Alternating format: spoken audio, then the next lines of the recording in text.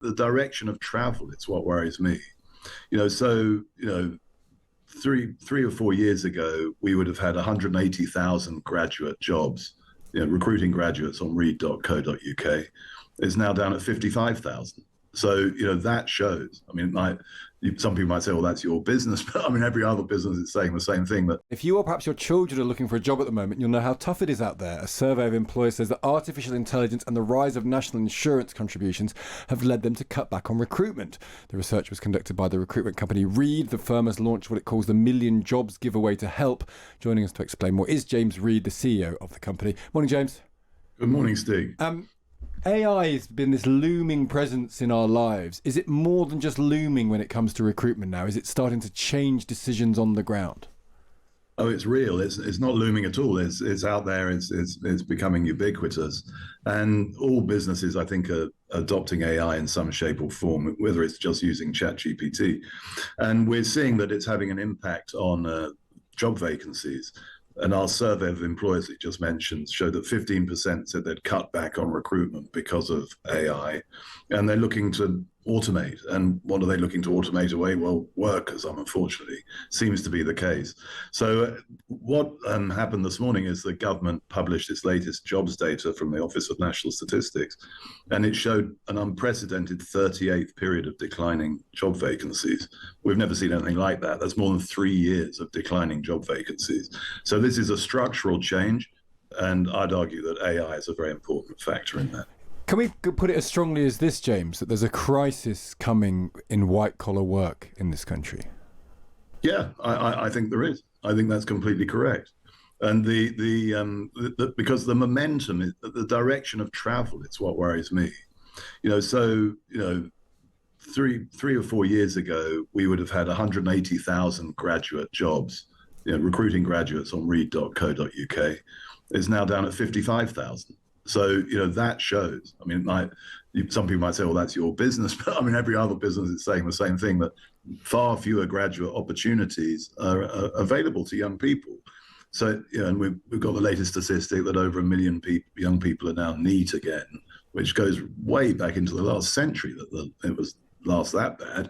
And when you think that we have a smaller generational cohort now than we had in the last century, it's even worse. So this is a really serious problem, and it will have all sorts of social and political consequences.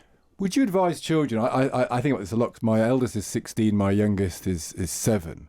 Would you advise your children to train, or children to be lawyers or accountants at this point, knowing what you know about the march of AI? Is there a risk in training to be a lawyer at the moment?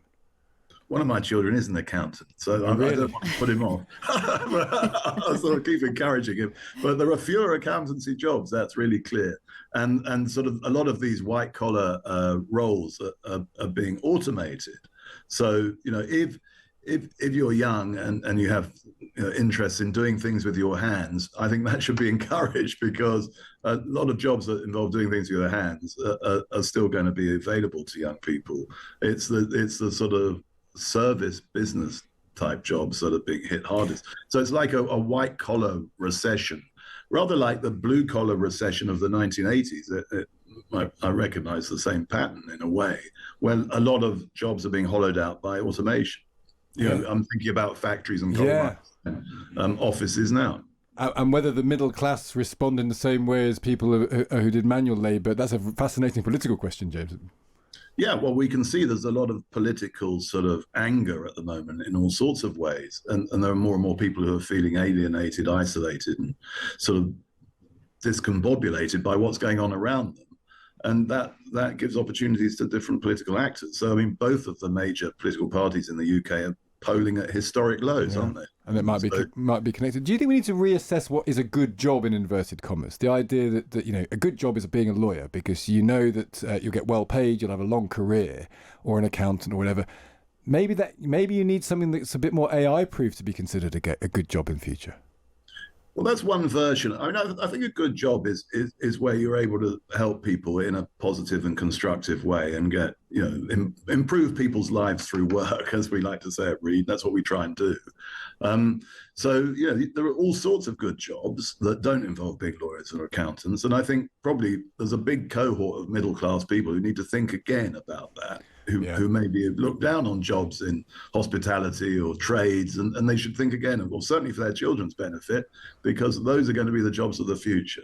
And just finally, before you go, have the things like the Workers' Rights Bill, national insurance on employers, is that going to cramp employers a bit more, do you think? Well, the national insurance on employers from the last budget hit jobs hard, and 22% of our respondents said that they cut back on recruitment as a result of it. I mean, we knew that immediately because our clients said we're not hiring anymore. So that was bad.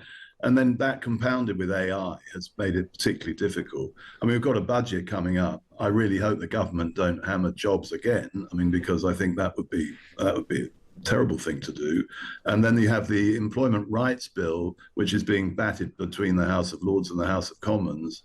I think the government would be wise, although they've said they're not going to do this, to sort of include the House of Lords amendments, because they've been sensible amendments that business supports. If they don't do that and we get the Employment Rights Bill unadulterated, I believe it will cause more unemployment and more inflation. James, really interesting to talk to you as ever. Thanks so much for joining us. Thank you. That's James Reed of Reed there. And this fascinating idea, a white-collar recession, a white-collar crisis heading in our direction. And I think that is no more than common sense at the moment. No, lots of you getting in touch about this, about upheavals in the workplace, about how it might affect people's jobs in the future. Lucy says, who's going to pay tax if so many jobs are being replaced by AI? Should we somehow be taxing use of AI per jobs replaced? Well, let me just tell you what's going to happen this week. You're going to see the political classes in this country rolling over for AI. Sam Altman is with Trump. They're only going to be talking about the upside of AI. They're going to be, it's going to be making a lot of money for a very few number of people. They're not going to be talking about the possible impact on ordinary members of the public. There is a big row, though, currently, because America has quite strong views, obviously Silicon Valley, on how open the regulations around AI ought to be. Europe has very different views on it. Where does the UK stand, and could Donald Trump push Keir Starmer on that front? Innovations of first-generation humanoids, factory automation, and autonomous vehicles have surged from private sector investment. Every one of these advancements is powered by AI. The robots are here. Our future is no longer science fiction. Data from the Bureau of Economic Analysis shows that AI innovation is clearly boosting America's GDP growth.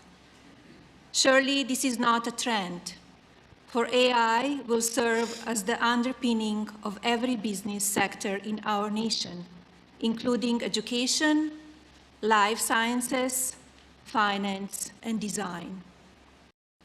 In fact, I predict AI will represent the single largest growth category in our nation during this administration, and I won't be surprised if AI becomes known as the greatest engine of progress in the history of the United States of America.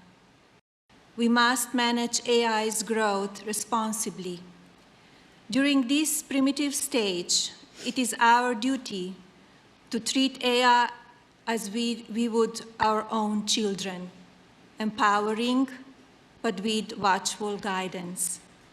We really imagine a future where every student, regardless of their background or location, can learn anything in the world in a way that works best for them. We've been really focused on this for decades. It's why we built Chromebooks for every classroom, why we have worked to make our AI model, Gemini, one of the best models for learning. It's why we are offering our Gemini for Education to every high school in America. We are providing access to every high school student and every teacher with our best AI tools, including guided learning. We recently committed $1 billion over the next 3 years to support education and job training programs in the US. And today, I'm excited to share that $150 million of that $1 billion will go towards grants to support AI education and digital well-being.